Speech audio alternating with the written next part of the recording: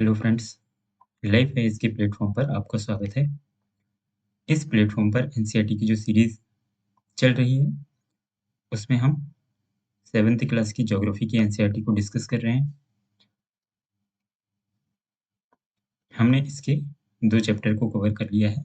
आज हम तीसरे अध्याय को डिस्कस करेंगे। वीडियो कुछ दिनों से अपलोड नहीं हुए हैं और आगे से इन्हें नियमित रूप से अपलोड किया जाएगा। और जो भी पीडीएफ टेलीग्राम चैनल में अपलोड नहीं है उन्हें भी 1-2 दिन में अपलोड कर दिया जाएगा। तो चलिए आज की क्लास स्टार्ट करते हैं।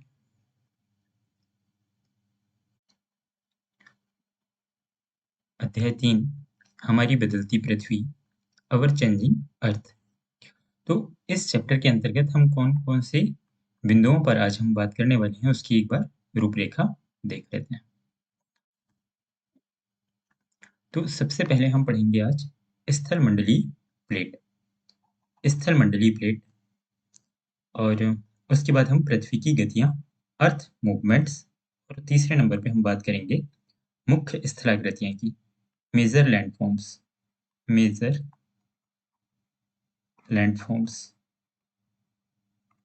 तो इन 3 बिंदुओं पर आज हम मुख्य रूप से बातें करेंगे। तो चलिए क्रम से एक-एक पॉइंट पर चर्चा करते हैं। सबसे पहले आज हम स्थलमंडलीय प्लेटों को समझने का प्रयास करेंगे। स्थलमंडलीय प्लेटों को लिथोस्फेरिक प्लेट भी कहा जाता है इंग्लिश में। तो इसे डिफाइन कैसे करेंगे? स्थलमंडलीय प्लेट से क्या तात्पर्य है? तो क्रस्ट और ऊपरी मेंटल की ऊपरी परत से निर्मित स्थलमंडल के बृहद खंड को हम प्लेट या फिर स्थलमंडलीय प्लेट की संज्ञा देते हैं। आपने पिछली क्लास में भी पढ़ के आया है कि पृथ्वी की आंतरिक परतों को 3 भागों में विभाजित किया जाता है, क्रस्ट, मेंटल और कोर। तो क्रस्ट और जो मेंटल है, मेंटल की ऊपरी परत, इन दोनों से मिलकर के स्थलमंडल का निर्माण होता है और स्थलमंडल के बृहद खंड को हम प्लेट या स्थलमंडलीय प्लेट की संज्ञा देते हैं। और यहाँ पर एक शब्दावली दी गई है स्थलमंडल के संदर्भ में, इसे भी आप थोड़ा सा पढ़ लें। तो ये कहता है कि भूपर्पटी में अनेक बड़ी और कुछ छोटी, कठोर, असमान आकार की प्लेटें होती हैं जिन पर महाद्वीप और महासागर की सतहें टिकी होती हैं। तो कहने का मतलब है चाहे वो महाद्वीप हो या महासागर हो, उनकी जो सतह हैं वो इन स्थलमंडलीय प्लेटों की सतह पर टिकी होती हैं। तो आगे हम समझेंगे। सबसे पहले तो हम इसे डिफाइन कर देंगे एक बार कि क्रस्ट और ऊपरी मंडल की जो ऊपरी परत है, इससे मिलकर बने स्थलमंडल के बृहद खंड को प्लेट या स्थलमंडलीय प्लेट की संज्ञा देते हैं। प्लेट से संबंधित ये जो कॉन्सेप्ट है, ये आगे की क्लासों में हम जब प्लेट टेक्टोनिक थ्योरी पढ़ेंगे तो उस संदर्भ में आप इनके विषय में और डीप में अध्ययन करेंगे। अभी हम अ, जितनी सीमित चर्चा 7th क्लास की एनसीईआरटी में की गई है, हम उतना ही समझने का प्रयास करेंगे। तो ये जो स्थलमंडल होता है, ये अनेक प्लेटों में विभाजित है। जिन्हें हम स्थलमंडलीय प्लेट कह रहे हैं, उन अनेक प्लेटों में विभाजित है और ये मुख्य रूप से 7 प्लेटें पाई जाती हैं स्थलमंडल में। मुख्य रूप से कितनी प्लेटें हैं? 7 प्लेटें। और कुछ अन्य प्लेटें हैं, छोटी प्लेटें।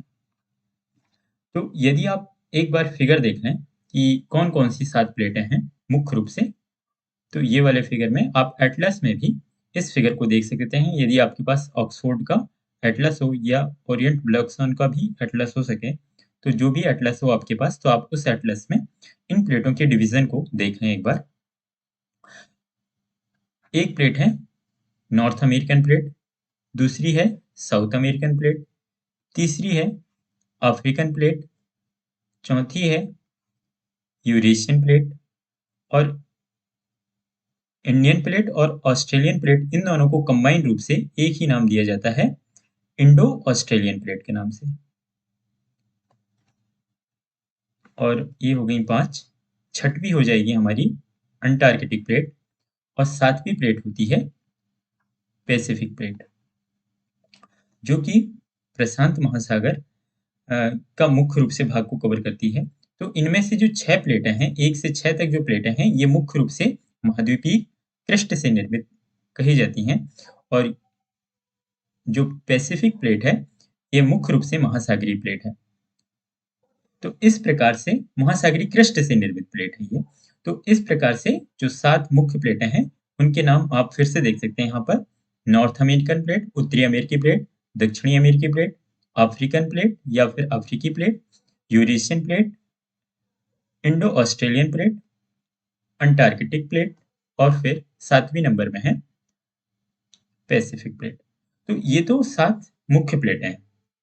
इनके अलावा भी कुछ छोटी-छोटी प्लेटें हैं, जैसे आप यहाँ पर देख सकते हैं कॉकस प्लेट है, ये उत्तरी अमेरिका और दक्षिण अमेरिका के पश्चिमी भाग में। एक नाज़का प्लेट है, कैरेबियन प्लेट है, इधर पूर्वी भाग में इन दोनों के। और यदि आप देख पा रहे हो, तो यहाँ पर जो अरेबियन प्लेट है एक यहाँ पर, जो यूरेशियन प्लेट और अफ्रीकन प्लेट के बीच में है, अरेबियन प्लेट। इसके अलावा यहाँ पर आप फिलीपीन प्लेट को देख सकते हैं। इसके अलावा दक्षिणी अमेरिका के साउथ में आप स्कोशिया प्लेट को देख सकते हैं। तो इस प्रकार से कई छोटी-छोटी प्लेटें भी हैं, लेकिन आपको मुख्य रूप से 7 प्लेटों के नाम तो याद होने ही चाहिए। एक तो है north American plate, south American plate, African plate, Eurasian plate, Indo Australian plate, Antarctic plate और पैसिफिक प्लेट।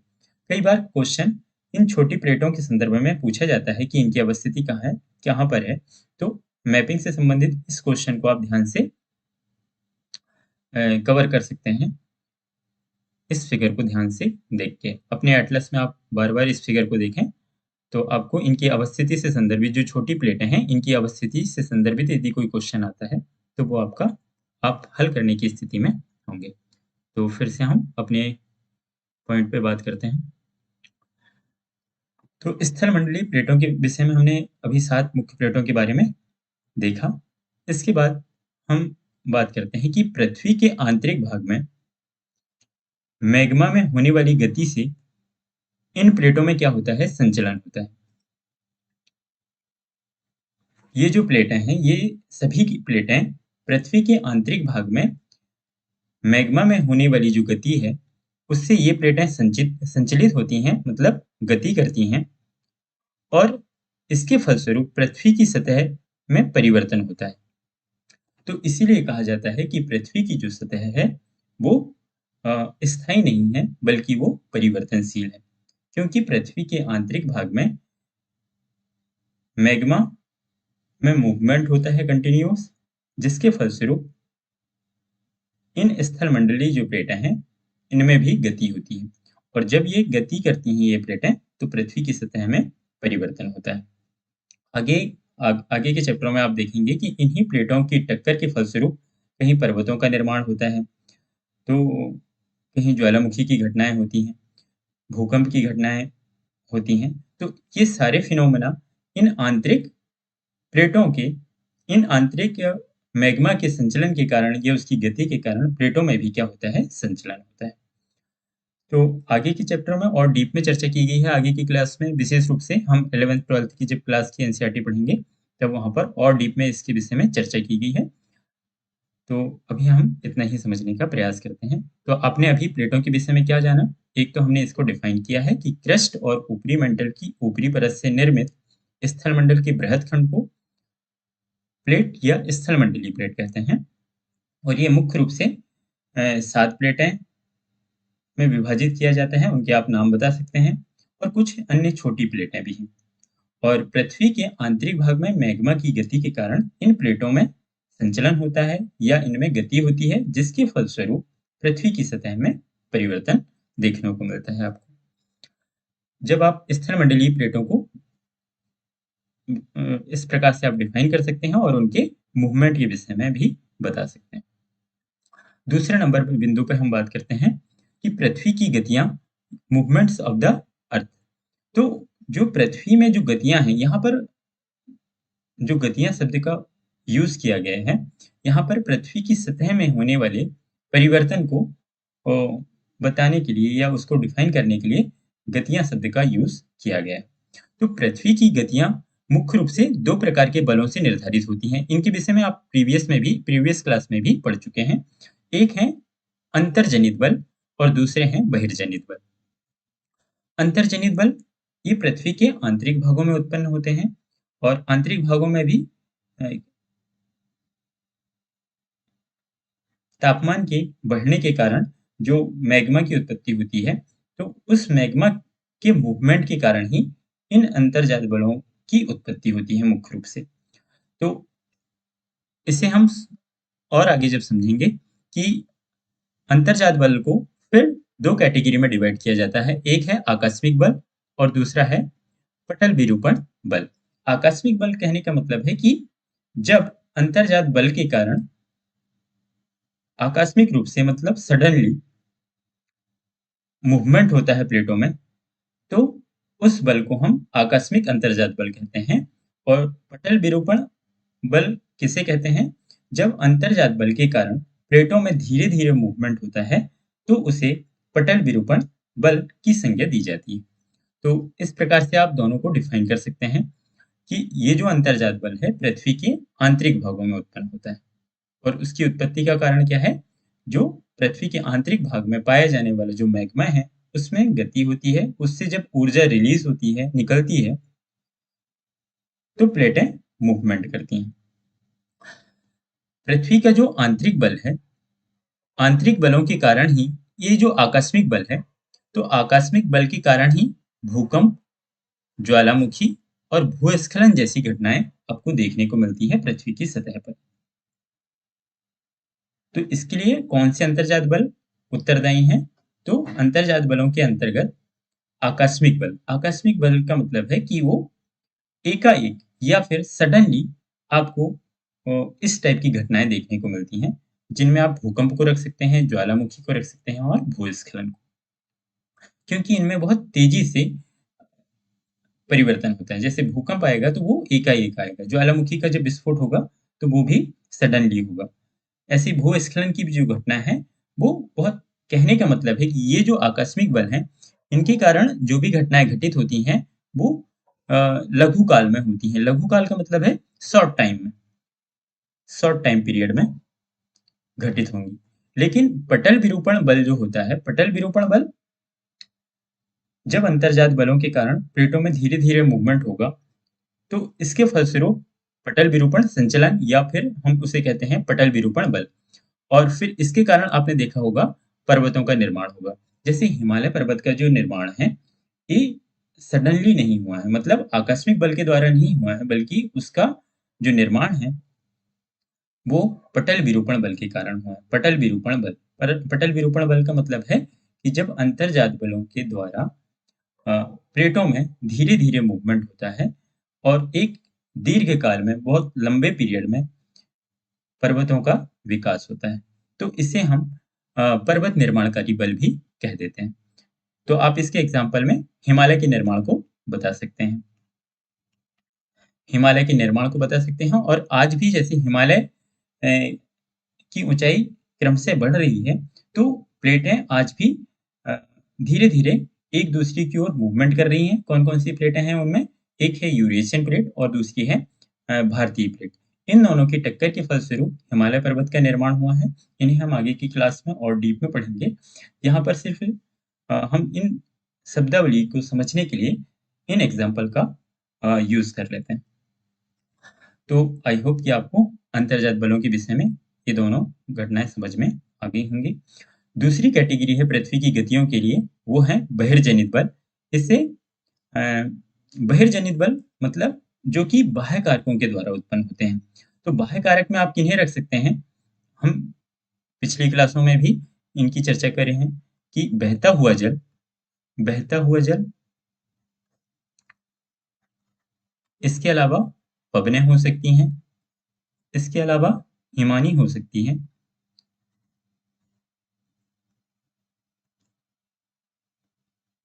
तो ये जो सभी हैं, इसके ईटीसी, ये जो सभी हैं, ये बहिर्जात बल के लिए उत्तरदायी होती हैं, जिसके फलस्वरूप आपने प्रीवियस क्लास में भी पढ़ के आए हैं कि इन बहिर्जलित बलों के द्वारा अ, स्थल स्वरूप का निर्माण हो रहा था और उनका अपरदन भी हो रहा था। तो ये जो कारक थे, बाह्य कारक, इन्हें हम बाह्य कारक बोलते हैं, जिनके फलस्वरूप ये घटनाएं उत्पन्न होती हैं। तो बाह्य कारक में आप बहता हुआ जल, नदी के जल को ले सकते हैं, पवनों को ले सकते हैं, हिमानी या ग्लेशियर को ले सकते हैं, और अभी इसी चैप्टर में आप आगे पढ़ेंगे कि इन बहिर्जनित बलों के द्वारा ही कुछ अपरदनात्मक स्थलाकृतियों का निर्माण होता है और कुछ निक्षण निक्षेपणात्मक मतलब डिपोजिशनल लैंडफॉर्म्स का निर्माण होता है। तो वैसे हमने यहाँ पर लिखा ही हुआ है कि अपरदन और निक्षेपण के लिए बहुत से कारक उत्तरदायी हो सकते हैं। एक है नदी या बहता जल, पवन हो सकती हैं, समुद्री तरंगें और हिमनद। हिमनद मतलब ग्लेशियर। तो स्थल रूपों के विकास के लिए अंतर्जात और बहिर्जात बल, ये दोनों ही उत्तरदायी होते हैं। प्रीवियस क्लास को आपने जो 6th क्लास के एनसीईआरटी पढ़े थे, उसे भी आप यहाँ से लिंक कर सकते हैं ताकि आपकी और समझ बेहतर हो सके। तो यहाँ तक आपने दो चीजों पर चर्चा कर लिया है। एक है स्थल मंडलीय प्लेट और दूसरा है पृथ्वी की गतियों के बारे में। अब अंतर्जात बलों से संदर्भित जो आकस्मिक बल है, इसमें हमने इसके कुछ एग्जाम्पल देखे थे जिससे ये घटनाएं घटित हो रही थी, जैसे भूकंप और ज्वालामुखी। तो भूकंप और ज्वालामुखी के विषय में 7th क्लास की एनसीईआरटी में कुछ चर्चा की गई है, उसे भी हम देख लेते हैं।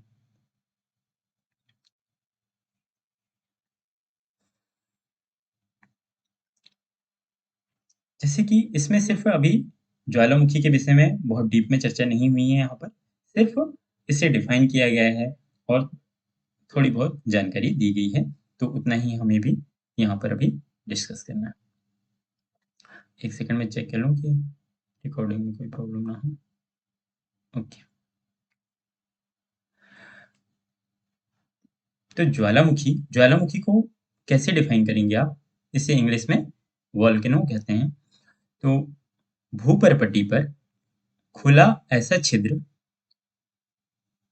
जिससे गर्म गलित पदार्थ, गर्म गलित पदार्थ को हमने क्या कहा था? मैग्मा कहा था पहले। तो वो अचानक बाहर निकलता है।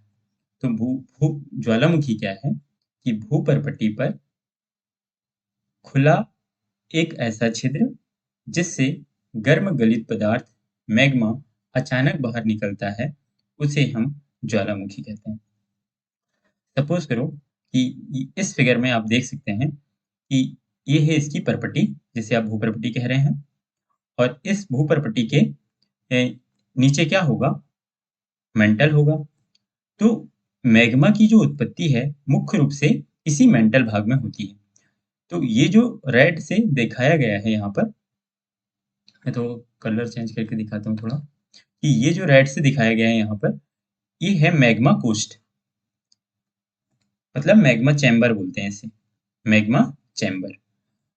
तो यहाँ से ये जो मैग्मा चैम्बर है, ये मेंटल भाग में पाया जाता है, और ये फिर यहाँ से मैग्मा धीरे धीरे क्रस्ट या भूपर्पटी की परतों को तोड़ते हुए सतह पर आने की कोशिश करता है।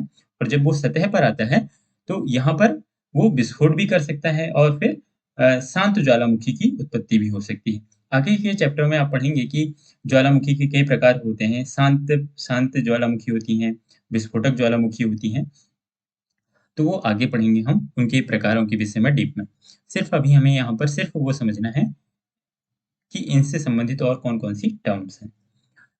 तो जब ये मैग्मा जिस मार्ग से होकर के आता है उसे हम निकास या बेंट बेंट कहते हैं, निकास या बेंट।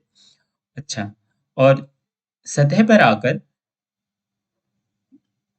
इस छोटे से छिद्र को जहां से मैग्मा बाहर निकलता है उसे हम क्रेटर की संज्ञा देते हैं। क्रेटर एक गड्ढानुमा संरचना होती है, या गर्त के समान एक संरचना होती है। जहां से मैग्मा तेजी से बाहर निकलता है वहां पर एक गड्ढे का निर्माण हो जाता है जिसे हम क्रेटर कहते हैं। इन टर्म्स को आप थोड़ा ध्यान रख सकते हैं। इससे क्या होगा, आपकी इस विषय के संदर्भ में आपकी स्पष्टता होगी। और जब ज्वालामुखी के साथ जब लावा निकलता है, तो इस लावा के साथ-साथ गैसें निकलती हैं, राख निकलती है और कई जलवाष्प के कण भी निकलते हैं। तो कौन-कौन सी गैसें निकलती हैं, उसके विषय में आगे की क्लास में और हम समझेंगे।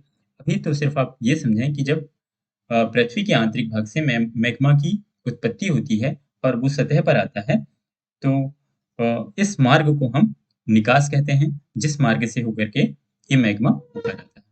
आप एग्ज़ाम में इस टाइप का एक नॉर्मल फिगर बना सकते हैं कि ये पृथ्वी का मेंटल भाग हो जाएगा और आप मैग्मा की उत्पत्ति को इस रूप से दिखा सकते हैं कि सपोज़ करो ये आपका मेंटल भाग है, ये है मैग्मा चैम्बर या मैग्मा कोस्ट और फिर आप यहाँ से दिखा सकते हैं कि यहाँ से मैग्मा की उत्पत्ति हो रही है। जिस मार्ग से होकर के ये आता है, उसे हम क्या कहते हैं? वेंट की संज्ञा देते हैं। वेंट या इसे ही हम निकास नली भी बोल सकते हैं, निकास। और ये जो मैग्मा है जो बाहर निकल रहा है, यहाँ पर ये गड्ढे का निर्माण करता है यहाँ पर, जिसे हम क्रेटर कहते हैं। तो इस प्रकार से आप छोटा-सा फिगर भी एग्ज़ाम में बना सकते हैं। तो ज्वालामुखी को आप डिफाइन इस प्रकार से कर सकते हैं। इसके बाद हम भूकंप की चर्चा करते हैं। तो भूकंप भूकंप को आप कैसे परिभाषित करेंगे कि स्थलमंडलीय प्लेटों में गति से पृथ्वी की सतह पर कंपन उत्पन्न होते हैं। स्थलमंडलीय प्लेटों में गति के फलस्वरूप पृथ्वी की सतह पर कंपन उत्पन्न होते हैं, जिसे भूकंप की संज्ञा दी जाती है। अब भूकंप से संदर्भित कुछ टर्म्स हैं, जैसे कि फोकस क्या होता है या उद्गम केंद्र क्या है, अधिकेंद्र या एपिसेंटर क्या है, तो इनके विषय में भी हम समझ लेते हैं। ये सब भूकंप से संबंधित शब्दावली हैं, तो इनके विषय में भी आपकी समझ बेहतर होना चाहिए। तो भूकंप स्थलमंडलीय प्लेटों में जब गति होती है, तो पृथ्वी की सतह पर जो कंपन उत्पन्न होते हैं, उसे हम भूकंप का नाम देते हैं। और स्थलमंडलीय प्लेटों में ये गति क्यों होती है? क्योंकि पृथ्वी के आंतरिक भाग में जो मैग्मा पाया जाता है, उसमें गति के फलस्वरूप प्लेटों में स्थलमंडलीय प्लेटों में गति होती है, जिसके फलस्वरूप भूकंप की उत्पत्ति होती है।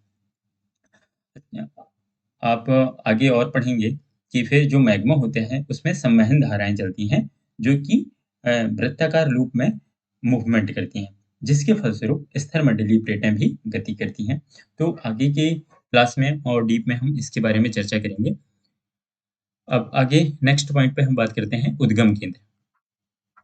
उद्गम केंद्र क्या होता है? फोकस, इसे इंग्लिश में कहते हैं। इनके इंग्लिश नाम भी थोड़ा-सा याद रखें। कई बार उद्गम केंद्र को अभिकेंद्र भी बोल दिया जाता है, मूल केंद्र भी बोल दिया जाता है। तो आप बेहतर है कि आप इनके इंग्लिश टर्म को याद रखें, ताकि कोई कन्फ्यूज़न ना हो। तो उद्गम केंद्र, भूकंप का उद्गम केंद्र या फोकस किसे कहते हैं?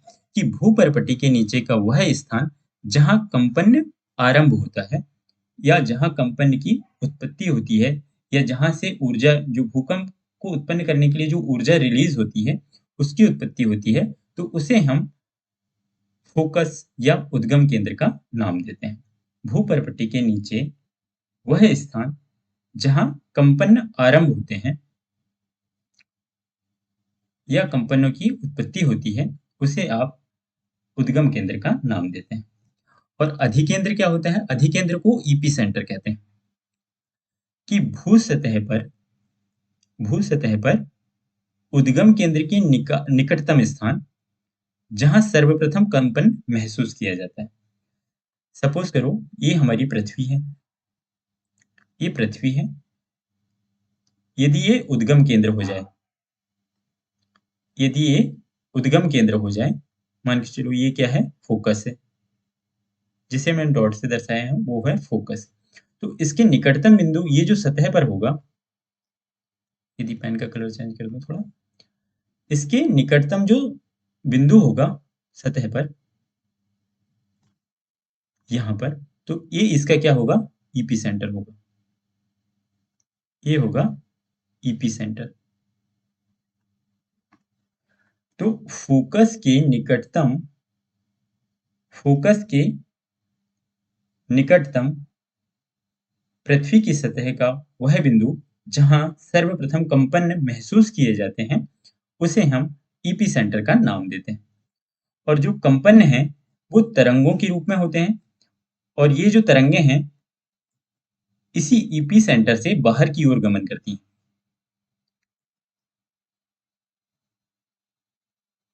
फिर से इसे समझ लें थोड़ा सा, कि जो कंपन है वो तरंगों के रूप में बाहर की ओर गमन करते हैं। कहाँ से?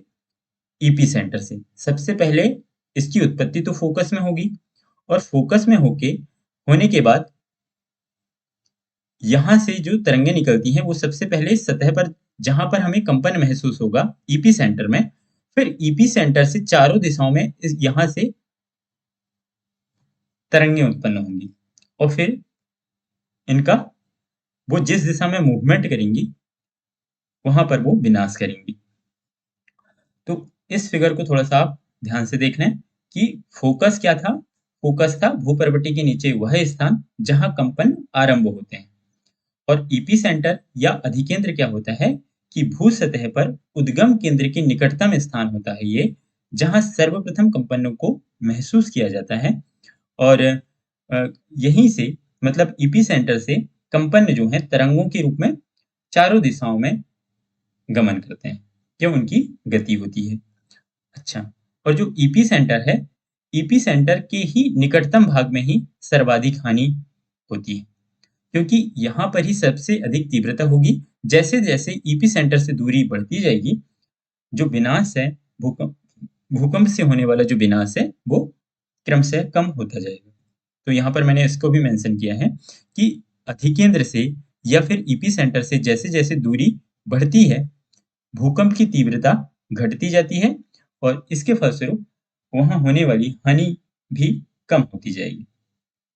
मतलब ईपी सेंटर के जो स्थान सबसे नजदीक होगा वहां सबसे अधिक हानि होगी, जन धन की हानि होगी, मकान मकान गिर जाएंगे। तो इस प्रकार से जन धन की हानि होगी। तो भूकंप के विषय में आप इन दो टर्मों को विशेष रूप से समझ गए होंगे, एक है फोकस और दूसरा है ईपी सेंटर। अब भूकंपीय तरंगों की बात करते हैं। तो भूकंपीय तरंगें तीन प्रकार की होती हैं। यहाँ पर सिर्फ नाम दिया गया है, P waves, L waves, P wave, S wave और एल वेव। इन्हें हम पी वेव यहाँ पर, और आप देख सकते हैं कि पी वेव को अनुदैर्ध्य तरंगें कहते हैं, एस तरंगों को अनुप्रस्थ तरंगें कहते हैं, और एल वेव को पृष्ठीय तरंगें भी कहते हैं। इस फिगर में भी आप यहाँ पर देख सकते हैं। तो पी वेव जो भूकंपी तरंगें हैं, इन्हें तीन कैटेगरी में डिवाइड किया जाता है, पी तरंगें, एस तरंगें और एल तरंगें। पी तरंगों का मतलब है यहाँ पर प्राइमरी वेव्स का। प्राइमरी वेव्स का मतलब है प्राथमिक तरंगें। प्राथमिक तरंगें ऐसी तरंगें होती हैं जो पृथ्वी की सतह पर सर्वप्रथम पहुंचती हैं, सबसे पहले पहुंचती हैं, इसीलिए इनका नाम दिया गया है प्राथमिक वेव। जो दूसरे नंबर पे पहुंचेंगी उन्हें हम सेकेंडरी वेव या फिर एस वेव का नाम देते हैं। और एल वेव्स का मतलब है यहाँ पर लव वेव भी बोला जाता है उनको, और इनका दूसरा नाम है सरफेस वेव या पृष्ठीय तरंगें, सरफेस वेव, या इन्हें पृष्ठीय तरंगें, क्योंकि ये पृथ्वी के सतह पर गमन करती हैं। एल वेव्स जो होती हैं वो पृथ्वी की सतह पर गमन करती हैं, इसीलिए इन्हें सरफेस वेव का नाम दिया जाता है। और ये चूंकि पी वेव और एस वेव जो होती हैं, ये पृथ्वी के आंतरिक भाग में गति करती हैं, इसलिए इन्हें बॉडी वेव का नाम दिया जाता है। बॉडी वेव, बॉडी वेव को कायिक तरंगें भी कह सकते हैं आप, कायिक तरंगें। इसे हिंदी में बोलते हैं कायिक तरंगें, कायिक तरंगें। और सरफेस वेव को पृष्ठीय तरंगें कह सकते हैं आप। पृष्ठीय तरंगें यहाँ पर लिखा ही हुआ है।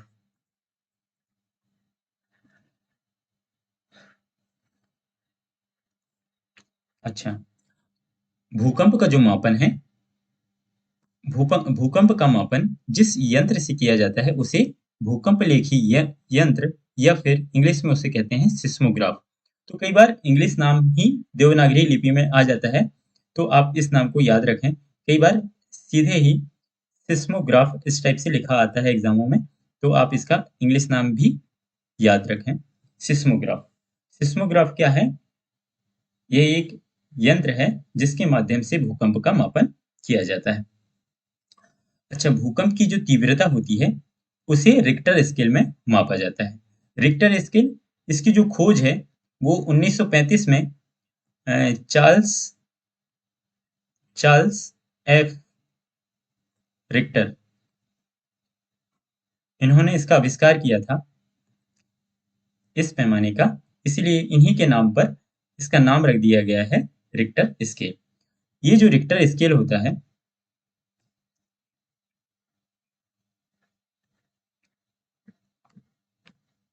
ओके, ये जो रिक्टर स्केल होता है इसमें 1 से 10 तक अंक होते हैं। 1 से 10 तक अंक होते हैं।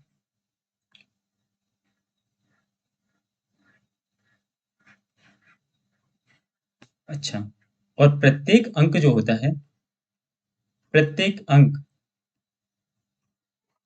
प्रत्येक अंक में यदि वृद्धि होती है तो 10 गुना, तो उसकी जो ऊर्जा आयाम है, तो 10 गुना आयाम बढ़ता है।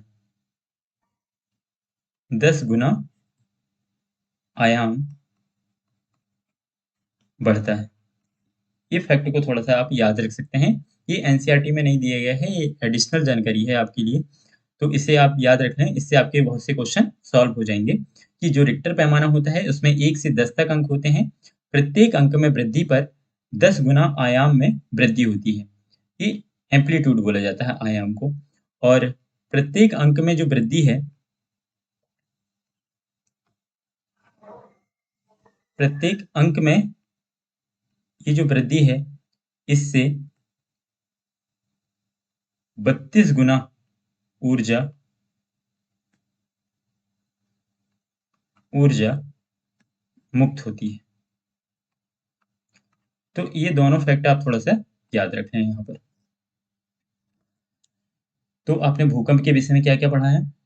एक तो भूकंप को डिफाइन किया, फिर फोकस और ईपी सेंटर के विषय में समझा, फिर भूकंपी तरंगों की बात किया है, और भूकंप का मापन सिस्मोग्राफ से किया जाता है, और भूकंप की तीव्रता का मापन रिक्टर स्केल में किया जाता है। रिक्टर स्केल की जो खोज है या आविष्कार है वो 1935 में चार्ल्स एफ रिक्टर ने किया था।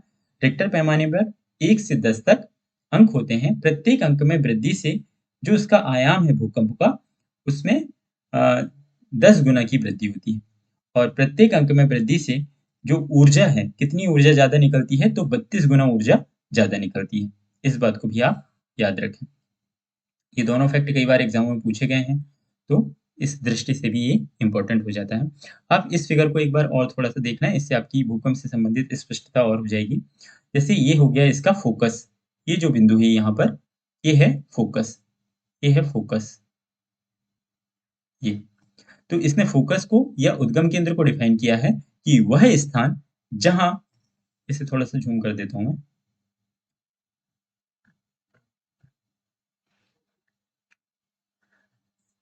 कि वह स्थान, उद्गम केंद्र वह स्थान जहां भूकंप उत्पन्न होता है, वह भूकंपी ऊर्जा का उद्गम केंद्र कहलाता है। यहीं से ऊर्जा की उत्पत्ति होती है, उसे आप उद्गम केंद्र या फोकस कह देते हैं।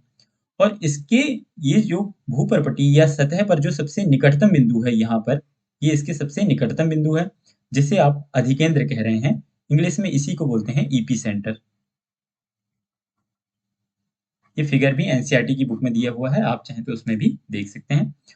और फिर इस ईपी सेंटर से चारों दिशाओं में इस वलय रूप में आप देख सकते हैं कि इन तरंगे तरंगे इस दिशा में मूवमेंट करती हैं। ये चारों दिशाओं में मूवमेंट होता है इन तरंगों का।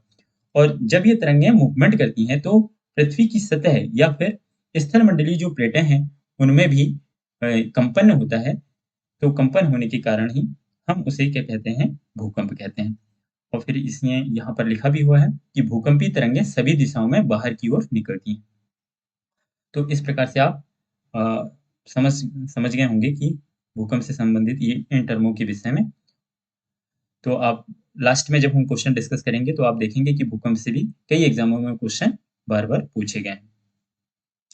अब हमारा लास्ट टॉपिक बचा है कि मुख्य स्थलाकृतियां।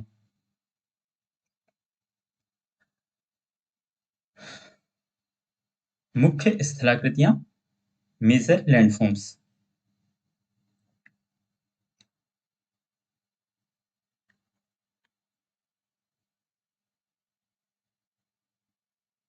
ओके, तो मेजर लैंडफॉर्म्स या मुख्य स्थलाकृतियां, इसके पहले आपको कुछ टर्म्स को समझ लेना चाहिए, ताकि आपको यहाँ से आगे जब हम कुछ स्थलाकृतियां को समझेंगे कि वो कौन-कौन सी स्थलाकृतियां हैं जो बाह्य कारकों के द्वारा उत्पन्न होती हैं। अभी आपने जो ज्वालामुखी और भूकंप के विषय में पढ़ा है, ये अंतर्जात बलों के कारण उत्पन्न हुए हैं। अब आप उन स्थलाकृतियों का नाम देखेंगे जिनके फलस्वरूप जो बाह्य कारकों के द्वारा या बहिर्जनित बल के द्वारा उत्पन्न होंगी। तो कुछ टर्म्स को आप समझ लें पहले। आपने पहले भी इन टर्म्स को पढ़ के आया है।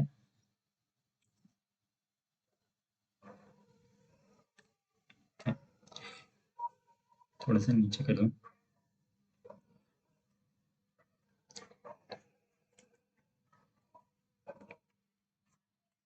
एक टर्म आपको मिली थी अपक्षय। अपक्षय को वेदरिंग कहते हैं। एक टर्म थी अपर्दन, जिसे इरोजन कहते हैं। और एक टर्म थी निक्षेपण। ये तीन टर्म्स, इन्हें थोड़ा सा समझ लें आप फिर से, ताकि आगे जो हम डिस्कस करने वाले हैं उसे आपको समझने में दिक्कत ना हो।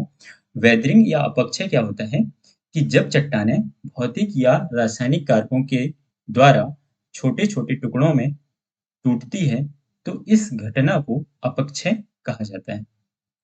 चट्टानों का या सेलों का छोटे-छोटे टुकड़ों या अवसादों में टूटना अपक्षय कहलाता है। और अपर्दन क्या है? अपर्दन जो अपक्षयी पदार्थ हैं, तो बाह्य कारकों के द्वारा इन अपक्षयी पदार्थों का एक स्थान से दूसरे स्थान तक परिवहन करना क्या कहलाता है? अपर्दन कहलाता है। अपर्दन में अपर्दन की कारकों का होना अनिवार्य होता है। वो अपर्दन की कारक बहता हुआ जल हो सकता है, पवनें हो सकती हैं, अ, हिमानी हो सकती है और समुद्री तरंगें हो सकती हैं। तो ये जो कटाव हुआ है चट्टानों का, उस पदार्थ को या उन अवसादों को अपने साथ बहाकर ले जाती हैं, जिसके फलस्वरूप चट्टानों का क्या हो जाता है? डिग्रेडेशन हो जाता है, उनका निम्नीकरण हो जाता है। और जब वो पदार्थ एक स्थान से दूसरे स्थान तक जाएगा, तो फिर उसका कहीं न कहीं तो निक्षेपण होगा जाके, तो जहाँ उनका जमाव होता है, उस घटना को हम क्या कह देते हैं? निक्षेपण का नाम दे देते हैं। तो इस प्रकार से आप 3 टर्म्स को यहाँ पर समझ गए होंगे। एक है अपक्षय, दूसरा है अपर्दन और तीसरा है निक्षेपण।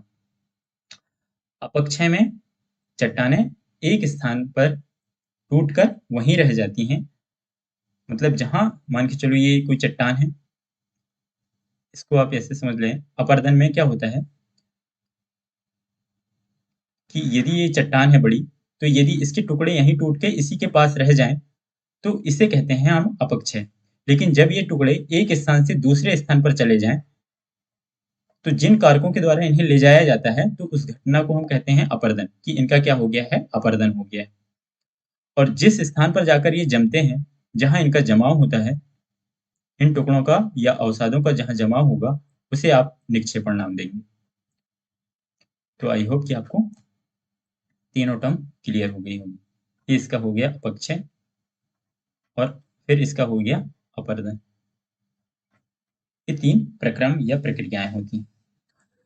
तो अब स्थलाकृतियों के विषय में कि स्थलाकृतियों का निर्माण कैसे होता है, कि पृथ्वी के जो धरातल पर या पृथ्वी की सतह पर अपर्दन और निक्षेपण प्रक्रियाओं के द्वारा विभिन्न स्थलाकृतियों का निर्माण होता है।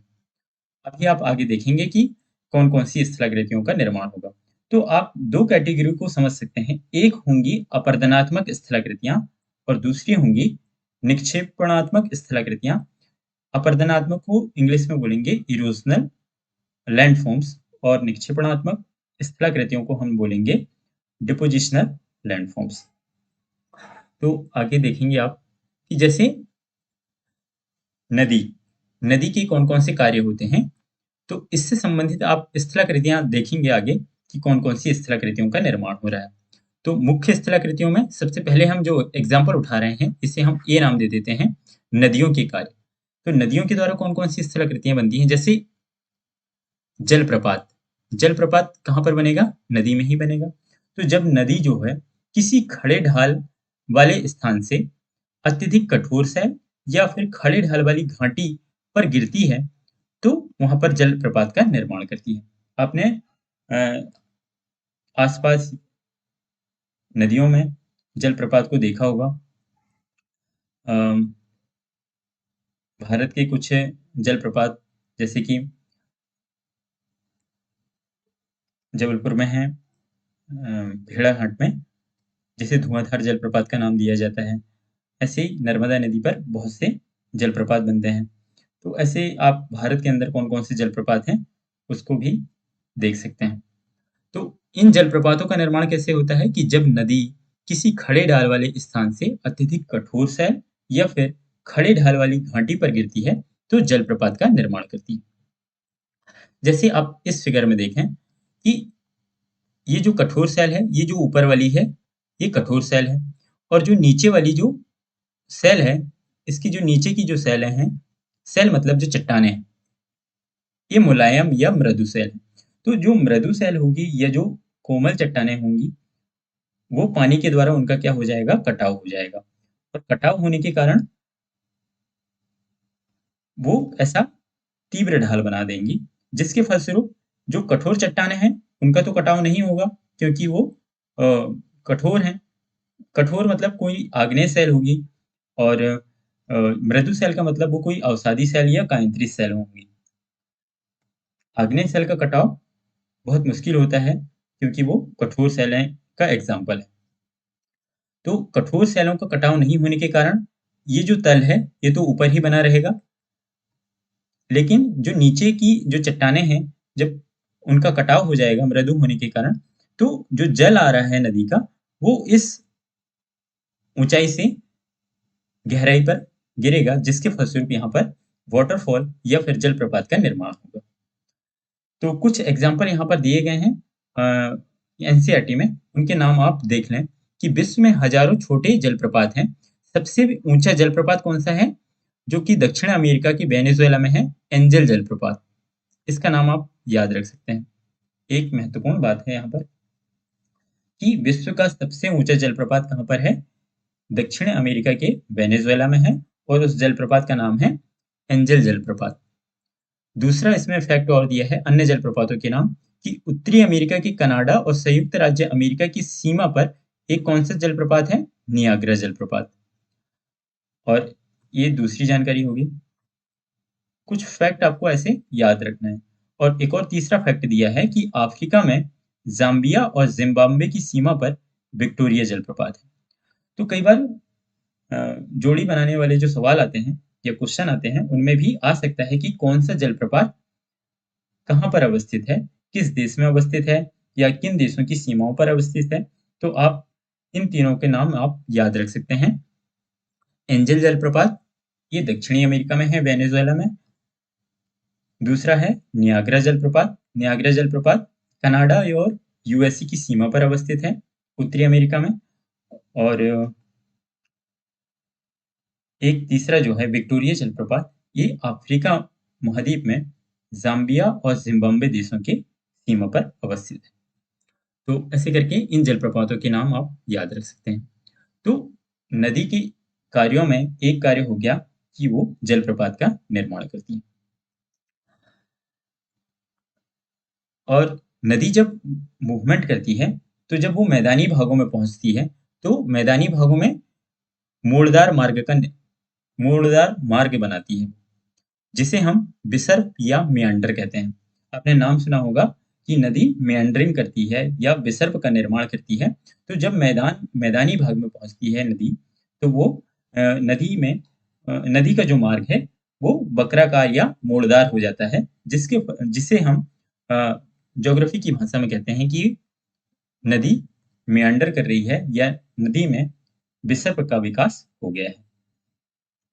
तो जैसे ये जो नदी का फिगर दिया हुआ है, जब ये नदी इस तरीके से मोड़दार मार्ग में गमन करती है, तो इसे हम विसर्प का नाम देते हैं। विसर्प या मियांडर भी बोलते हैं इसको, मियांडर। आई होप कि ये फिगर आपको दिख रहा होगा। ओके, इसके बाद हम और जब ये नदी इस टाइप से विसर्प का निर्माण करती है, धीरे धीरे ये जो विसर्प है, इसमें क्या होगा कि जब ये नदी इस तरीके से मूवमेंट कर रही है, मान के चलो ये ऊपर से नीचे की ओर मूवमेंट कर रही है, तो जब ये नदी एक साइड कटाव करेगी, तो इसका जो अवसाद होगा ये दूसरे तरफ इसका जमाव करेगी। मान के चलो वो इस तरफ से कटाव होगा उसका, यहाँ पर यदि वो कटाव कर रही है तो इसके विपरीत दिशा में यहाँ पर वो जमाव करेगी। ऐसे ही आप यहाँ पर भी देख सकते हैं, इधर से जमाव करेगी तो यदि वो यहाँ से जमाव कर रही है, कटाव करेगी, तो इसके विपरीत यहाँ पर आप देख सकते हैं इसका जमाव कर रही है। यदि वो यहाँ पर कटाव करेगी तो फिर इसका यहाँ पर जमाव करेगी। तो इस तरीके से नदी आगे मूवमेंट करती जाती है और अ, एक तट का कटाव करती है और दूसरे तट में जमाव करती है। इसके फलस्वरूप ये जो विसर्प हैं, कई बार ये जो विसर्प लूप हैं वो नदी से कट जाते हैं और नदी से कट जाते हैं और नदी अपना दूसरा मार्ग ऐसे बना लेती है। जब ये विसर्प लूप कट जाते हैं तो इसमें जल जल का तो भराव होता ही है। तो जल होने के कारण ये एक झील नुमा संरचना बन जाती है। तो इसे ही हम चाप झील या इसे इंग्लिश में कहते हैं ऑक्सबो लेक, ऑक्सबो लेक, चाप झील का नाम दिया जाता है। इसमें घोड़ी की जो नाल होती है उसके आकार की ये संरचना होती है, इसीलिए इसे हम ऑक्सबो लेक का नाम भी देते हैं या चाप झील का नाम देते हैं। तो ये भी नदी से संबंधित टर्म है जो कि नदी के मार्ग में विकसित होते हैं, चाप झील। और फिर आगे बाढ़कृत मैदान। तो जब नदी में जब बाढ़ आती है तो वो अपने तट से बाहर की ओर, मतलब इसके जो तटों से बाहर निकल के जब इसका पानी का बहाव होने लगता है तो उसे वहां पर वो अपने साथ लाएगा अवसादों का, यहाँ पर इसके चारों ओर क्या करती है, जमाव करती है। यहाँ पर आप देख सकते हैं ये सब क्या है, ये तटों के चारों ओर इसका जमाव होता है। तो ये पूरा की पूरा क्षेत्र जो है ये बाढ़ का मैदान कहलाता है या बाढ़ग्रस्त मैदान। तो यहाँ से लेकर के यहाँ तक का जो क्षेत्र है वो पूरा बाढ़ का मैदान कहलाएगा। इसके बाद एक तटबंध का नाम दिया गया है। तटबंध क्या होते हैं, नदी के उत्थित तट को हम तटबंध कहते हैं। नदी जब अपने साथ अवसादों को लेकर आती है तो दोनों किनारों पर वो अवसादों का जमाव कर देती है, जिसके फलस्वरूप इसके दोनों ओर कुछ ऊंचाई वाला तट निर्मित हो जाता है, जिसे हम तटबंध का नाम देते हैं। और एक और संरचना का नाम दिया गया है यहाँ पर डेल्टा। तो डेल्टा को तो आपने पिछली क्लास में भी जो 6th क्लास की एनसीईआरटी जब हम पढ़ रहे थे तब हमने डेल्टा का डिफाइन भी किए थे कि डेल्टा जो होते हैं नदी के मुहाने पर अवसादों के जमाव के फलस्वरूप निर्मित होते हैं। तो जब ये नदी समुद्र से जहां पर मिलेगी तो उसके मुहाने पर अपने साथ लाए गए अवसादों को वहां पर जमाव करेगी, जिसके फलस्वरूप डेल्टा का निर्माण होगा। तो डेल्टा का जो निर्माण है ये निक्षेपण के कारण हो रहा है, इसलिए ये किस प्रकार की स्थलाकृति हो जाएगी, ये निक्षेपणात्मक स्थलाकृति कहलाएगी। लेकिन यदि यहाँ पर आप देखें जैसे कि ये विसर्प विसर्प जो बन रहे थे, तो विसर्प किस कारण से बन रहे थे, एक तरफ उनका अपरदन हो रहा था और एक तरफ निक्षेपण हो रहा था, जिसके फलस्वरूप और विसर्प जो है आगे की क्लास में आप देखेंगे कि विसर्पों का जो निर्माण है मैदानी भाग में वो कौन से कारण हैं जिसके फलस्वरूप विसर्प का निर्माण होता है। तो आप एक बात जानते हैं कि पृथ्वी अपने अक्ष पर घूर्णन करती है और अपने अक्ष पर जब वो घूर्णन करती है तो जिसके फलस्वरूप एक कोरियोलिस बल उत्पन्न होता है। कोरियोलिस बल एक आभासी बल है और आगे आप पढ़ेंगे इसके विषय में। तो ये क्या करता है, ये जो कोरियोलिस बल उत्पन्न होता है पृथ्वी के घूर्णन के कारण, तो ये पृथ्वी के मार्ग को विक्षेपित करता है, जिसके फलस्वरूप नदी के मार्ग में मेंडर या फिर विसर्प का निर्माण होता है। तो ऐसे करके आपका इस टाइप से आपका नदी से संबंधित कार्य हो गए और उनसे संबंधित ये जो टर्म आ रही हैं इसे भी आप समझ गए होंगे। तो इनमें से बहुत सी टर्म आगे हम देखेंगे कि कौन-कौन सी स्थलाकृतियाँ अपरदनात्मक हैं, कौन सी निक्षेपणात्मक हैं। तो 11वीं की जो क्लास की जो एनसीईआरटी है, उसमें दोनों कैटेगरी को अलग-अलग से फिर सेपरेट कर दिया गया है इन एग्ज़ाम्पलों को, तो हम वहाँ पर और अच्छे से इसको समझेंगे। अब दूसरा अपरदन और निक्षेपण की जो घटना है, वो समुद्र में उत्पन्न होने वाली तरंगों के द्वारा भी होता है। तो इसके विषय में भी हम समझ लेते हैं कि समुद्री तरंगों के कार्य। समुद्र में भी आपने सुना होगा कि ज्वार-भाटा उत्पन्न होते हैं। ज्वार-भाटा और हवाओं के द्वारा या पवनों के द्वारा भी उसमें तरंगें उत्पन्न होती हैं। तो जिसके फलस्वरूप महासागर में भी कई प्रकार की स्थलाकृतियों का निर्माण होता है, जो महासागरीय तटों या फिर उसके महासागर में पाई जाने वाली सैलों का अपरदन और निक्षेपण भी करते हैं, सॉरी। जैसे समुद्री गुफा एक स्थलाकृति निर्मित होती है महासागरों में या सागरों में, इसे बोलते हैं सी केव्स। मान के चलो ये कोई चट्टान है और समुद्री तरंग आके इस चट्टान से टकराएगी, तो धीरे-धीरे ये इस चट्टान का क्या करेगी, कटाव करती जाएगी और कटाव करके यहाँ पर एक गुफा जैसी संरचना का विकास हो जाएगा। तो चूंकि ये संरचना कहाँ पर बन रही है, समुद्री भाग में बन रही है, इसीलिए हम इसे समुद्री गुफा का नाम दे देते हैं। दूसरी संरचना यहाँ पर देखने को मिलेगी आपको समुद्री मेहराब, इसे सी आर्क का बोला जाता है इंग्लिश में, या इसे तटीय मेहराब भी बोलते हैं। तो यहाँ पर आप देख सकते हैं कि जब ये चट्टान का कटाव करती हैं तरंगें, धीरे-धीरे एक स्थिति ऐसी आएगी कि इस चट्टान को ये पूर्ण रूप से इसका कटाव कर देगी, जिसके फलस्वरूप इस प्रकार से ये होल हो जाएगा या छिद्र का निर्माण हो जाएगा। तो इसे हम बोलते हैं कि ये तटीय आर्क या फिर सी आर्क, समुद्री मेहराब भी बोलते हैं इसे, या सी आर्क, इसे नाम दिया जाता है। कि सबसे पहले तो समुद्री गुफा का निर्माण होगा। जब ये गुफा का और ज्यादा कटाव होके छिद्र में ये परिवर्तित हो जाएगी, तब हम इसे तटीय मेहराब या फिर समुद्री मेहराब का नाम देंगे। अब धीरे-धीरे क्या होगा, यदि ये चट्टान कमजोर होती जाए, तो इसका जो ऊपरी भाग है, ये कट करके नीचे गिर जाएगा और जब ये कट करके नीचे गिर जाएगा, तो आप देखेंगे कि ये भाग इससे अलग हो जाएगा। ये आधा भाग इधर रहेगा और आधा भाग इसके इस तरफ रहेगा। बीच में इस टाइप से खाली जगह आपको देखने को मिलेगी। तो ये जो चट्टान का एक टुकड़ा ये खड़ा हुआ है, जब ये पूर्ण रूप से कट जाता है बीच से, तो इसे हम स्टैक का नाम दे देते हैं। तो यदि आपसे इनके विकास का क्रम कोई पूछ ले, तो सबसे पहले समुद्री गुफा का विकास होगा। जब समुद्री गुफा के बाद फिर तटीय मेहराब का विकास होगा और तटीय मेहराब के बाद स्टैक का निर्माण होगा। आई होप कि आपको समझ में आया होगा। एक और टर्म है चौथे नंबर पे समुद्री तरंग से संबंधित एक और टर्म है समुद्री भृगु। इसे सी क्लिफ बोलते हैं कि समुद्री जल के ऊपर लगभग ऊर्ध्वाधर उठे हुए सैलीय तट को हम समुद्र भृगु या सी क्लिफ का नाम देते हैं। जब समुद्री जल में, यदि ये समुद्री जल आप देख रहे हैं, इसमें यदि कोई चट्टान है या कोई सैल है जो कि ऊर्ध्वाधर खड़ी होगी, मतलब लंबवत खड़ी होगी, तो उसे हम समुद्री भृगु या फिर सी क्लिफ का नाम देते हैं। और एक आता है समुद्री पुलीन या बीचेस। आपने बीच का नाम तो सुना ही होगा।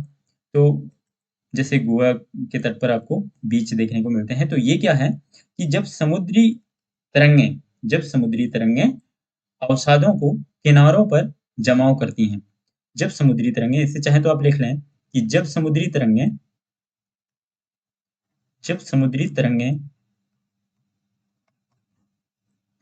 किनारों पर अवसादों का जमाव करती हैं,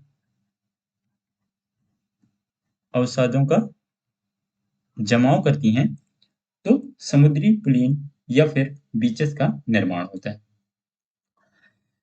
इसके बाद हम आगे,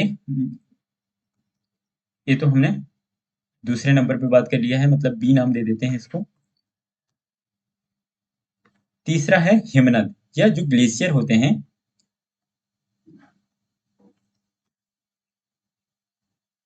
ग्लेशियर, तो ग्लेशियर के द्वारा भी कुछ स्थलाकृतियों का निर्माण होता है। ग्लेशियर क्या होते हैं? ये बर्फ की नदियां होती हैं, ये बर्फ की नदियां होती हैं। हिमनद क्या है? तो हिमनद बर्फ की नदियां होती हैं, और इनके द्वारा भी कुछ स्थलाकृतियों का निर्माण होता है। कि जब ये जो बर्फ की नदियां, आप इस फिगर में देख सकते हैं, ये हिमनद को दर्शाया गया है। और ये जब विशाल बर्फ के जो टुकड़े हैं, जब वो धीरे धीरे बहते हैं या उनमें जब गति होती है, तो वो अपने साथ बहुत सारे अवसादों को साथ में लेकर के आते हैं। और उसका जिस मार्ग से वो होकर के गुजरते हैं, वहां उसका कटाव भी करते हैं साथ साथ में। जब यदि वो इस मार्ग से होकर के गुजर रहे हैं, बर्फ के टुकड़े नदी के रूप में, हालांकि इसमें जो गति होती है बहुत धीमी गति होती है, क्योंकि बर्फ के जो टुकड़े होते हैं वो ठोस रूप में होते हैं, तो इनमें जो गति होती है तो वो बहुत धीमी गति होती है। लेकिन ये नीचे की जो सतह है उसका साथ साथ में कटाव भी करते हैं। और जब ये कटाव करते जाते हैं, तो बाद में जब ये यहाँ पर गर्त का निर्माण हो जाएगा, और जब ये गर्त में, जब यहाँ पर सूर्य की किरणें पहुंचने के कारण जब बर्फ पिघलेगी, तो यहाँ पर क्या हो जाएगा? जल का भराव हो जाएगा। तो जब जल का भराव हो जाता है, तो उसे हम कहते हैं हिमनद झील, या ग्लेशियर लेक का नाम उसे दिया जाता है। और एक और टर्म आती है, कई बार एग्जामों में पूछा जाता है कि हिमनद हिमोड़, इसे ग्लेशियल मोरैन भी बोलते हैं।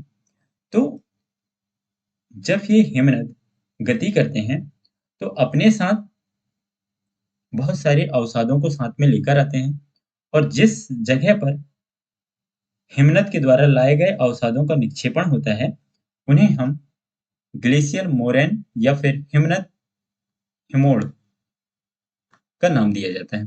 तो हिमनद हिमोड़ क्या है? हिमनद के द्वारा लाए गए अवसादों का निक्षेपण है। और हिमनद झील क्या है? कि जिस मार्ग से होकर के हिमनद गुजरता है, वहां पर सतह का कटाव होने से जिस गर्त का निर्माण हो जाता है, और उस गर्त में बाद में जब जल का भराव हो जाता है, तो उसे हम हिमनद झील का नाम देते हैं। हिमनद झील इसे क्यों बोल रहे हैं? क्योंकि इसका निर्माण जो है वो ग्लेशियर के द्वारा हुआ है, इसलिए हम इसे हिमनद झील का नाम दे रहे हैं। तो आपने 3 कैटेगरी पढ़ चुके हैं। सबसे पहले आपने पढ़ा था नदियों के द्वारा, फिर समुद्री तरंगों के कार्य देखे, फिर हिमनद के कार्य, और चौथे और लास्ट बचा है हमारा पवन के कार्य। तो पवन के द्वारा भी कुछ अपरदनात्मक स्थलाकृतियों का निर्माण होगा, और कुछ निक्षेपणात्मक स्थलाकृतियों का निर्माण होगा। तो जब आप अपर्दन अपर्दन के फलस्वरूप हिमनद झील बन रही है यहाँ पर, जब हिमनद के समय में देखें, और निक्षेपण के फलस्वरूप यहाँ पर आपको हिमनद हिमोड़ का एग्जाम्पल आप बता सकते हैं। अब लास्ट हमारा डी नंबर बचा है पवन की कार्य। तो एक है, आपने सुना होगा कि जो रेगिस्तानी क्षेत्र है, चाहे आप भारत का ही एग्जाम्पल ले लें, जो भारत का महामरुस्थल है राजस्थान में, वहां पर आपको इस प्रकार की स्थलाकृतियां देखने को मिल जाएंगी। एक होता है छत्रक सेल। छत्रक सेल को हम बोलते हैं मशरूम रॉक। मशरूम रॉक क्या होता है? कि जब रेगिस्तानी भाग में जब पवनें चलती हैं, तो कई बार क्या होता है कि आपने कोई यहाँ पर ये बड़ी चट्टान रही होगी, सपोज करो कि ये कोई बड़ी चट्टान रही होगी, ये कोई बड़ी चट्टान रही होगी। लेकिन जब पवनें चलती हैं, तो पवनें क्या करती हैं? जो सतह के नीचे या पृथ्वी के सतह के नीचे इस भाग का ज्यादा कटाव करती हैं। मतलब जो धरातल के नजदीक भाग है, उसका ये ज्यादा कटाव करती हैं। तो ये ये जो चट्टान है, वो बाद में इस रूप में परिवर्तित हो जाती है।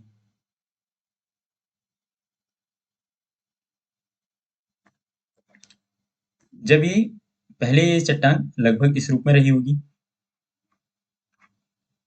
और जब रेगिस्तानी भाग में पवनें चलती हैं तो वो धीरे धीरे इस चट्टान का कटाव करती हैं, और ये जो कटाव है आधार तल पर ज्यादा होता है, सतह के नजदीक ज्यादा होता है। तो कटाव के फलस्वरूप ये जो चट्टान है वो बाद में लगभग इस टाइप की तब्दील हो जाती है, इस टाइप की आकृति लगभग उसकी बन जाती है। तो इसका जो आकार है लगभग किस प्रकार का दिख रहा है आपको? मशरूम के आकार का है, इसीलिए हम इसे मशरूम रॉक या फिर छत्रक सेल का नाम दे देते हैं। आई होप कि आपको ये समझ में आ गया होगा। आप इस फिगर को चाहें तो और इंटरनेट पर डाल के गूगल पे सर्च कर सकते हैं, तो आपको इस प्रकार की स्थलाकृति देखने को मिलेगी। रेगिस्तानों क्षेत्रों में कोई चट्टान रही होगी जिसका आधार तल पर कटाव होने के कारण वो इस रूप में परिवर्तित हो गई, जो कि मशरूम के आकार की दिखाई दे रही है, इसीलिए इसे हम मशरूम रॉक या फिर छत्रक सेल कह देते हैं। तो ये इस सेल के अपरदन के कारण इस प्रकार की स्थलाकृति का निर्माण हो रहा है। बालू टिब्बा या इसे हम सैंड ड्यून्स कहते हैं। जब रेगिस्तानी भाग में, ये रेगिस्तानी भाग में यहाँ पर इस फिगर में भी आप देख सकते हैं कि जब पवन का बहाव, जब पवन यहाँ पर से होकर के गुजरती है तो वो अपने साथ बहुत सारे छोटे छोटे रेत के कंकड़ को अपने साथ लेके चलती है, और जहां पर वो उसका बहाव रुकता है तो वो क्या करती है, अपने साथ लाए गए सभी कणों को एक स्थान पर छोड़ देती है, तो जिससे एक छोटी सी पहाड़ी का निर्माण हो जाता है। उसी पहाड़ी को हम सैंड ड्यून्स या फिर बालू टिब्बा का नाम देते हैं। और एक और टर्म है लोएस मैदान। लोएस मैदान या इसे लोएस प्लेन बोलते हैं कि जब बालू के कण, जब पवन बहाकर अपने द्वारा लाए गए कणों को, बालू के कण या रेत के कणों को विस्तृत क्षेत्र में क्या करती है, उसे निक्षेपित कर देती है या फिर उसको उसका जमाव करती है विस्तृत क्षेत्र में, तो वो लोएस मैदान का निर्माण हो जाए। सपोज इस फिगर में आप देखें, यदि ये उठी हुई संरचना, ये काफी उठी हुई संरचना है, तो इसे आप बालू टिब्बा कह सकते हैं। लेकिन कोई समतल क्षेत्र होगा जहां पर रेत का इस टाइप से लंबी दूरी तक एक सा आपको मैदान जैसा दिखाई देगा, ताकि रेत के कण एक जगह पर ना गिर करके बहुत विस्तृत क्षेत्र में उनका जमाव हुआ है, जिसके फलस्वरूप एक मैदान जैसी संरचना का विकास हो गया। तो उसे हम रेगिस्तानी क्षेत्र में हम उसे नाम देते हैं लोएस मैदान। तो आई होप कि ये सारी टर्म आपको समझ में आए होगा। तो ये जो दोनों स्थलाकृतियां हैं ये डिपोजिशनल होंगी, निक्षेपणात्मक होंगी,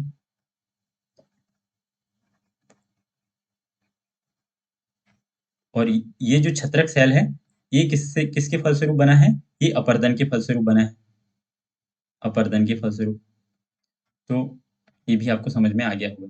और बालू टिब्बा और लोएस मैदान ये निक्षेपण के फलस्वरूप बने हैं। तो पवन भी क्या करती है, अपरदन और निक्षेपण का कार्य करती है। हिमनद भी अपरदन और निक्षेपण का कार्य करते हैं। इसी प्रकार से समुद्री तरंगें भी अपरदन के साथ साथ निक्षेपण का कार्य करती हैं, और नदी भी अपरदन भी करती है और निक्षेपण भी करती है।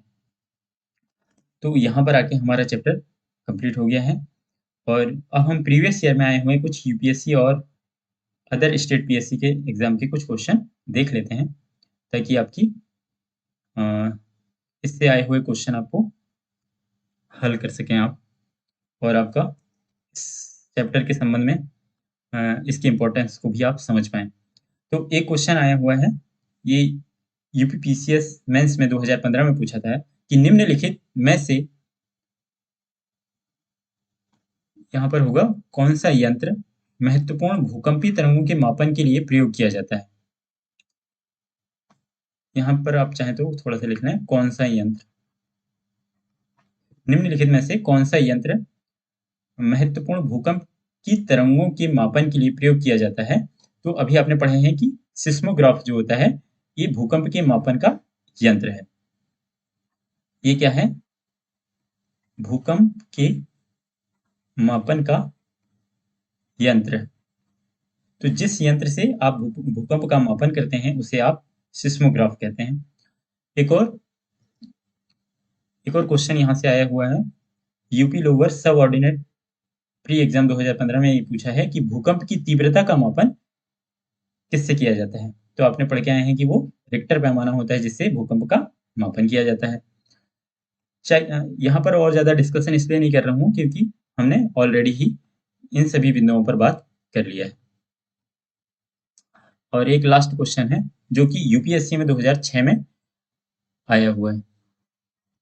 तो आपको यहाँ पर एक जानकारी और एक्स्ट्रा आपको जो कि इस चैप्टर में नहीं दी गई है एनसीईआरटी में, उसे भी आप थोड़ा-सा आगे की क्लासों में हम अ, भूकंप के विषय में ज्वालामुखी के संबंध में और डीप में समझेंगे, तब आप पाएँगे कि ये वाली क्वेश्चन को आप हल करने की स्थिति में होंगे। जैसे कि रिक्टर स्केल जो होता है, लघुगणकीय मापक्रम है। मतलब रिक्टर स्केल में जो मापन किया जाता है, वो अ, लघुगणकीय रूप से मतलब जो लॉग आपने पढ़ा होगा, तो लघुगणकीय उसका मापन किया जाता है लॉग के माध्यम से। और इसके फलस्वरूप परिमाण मात्रक में एक वृद्धि आयाम में 10 गुणों को निरूपित करती है। यहाँ पर 10 के गुणों को लिख सकते हैं आप, 10 गुना।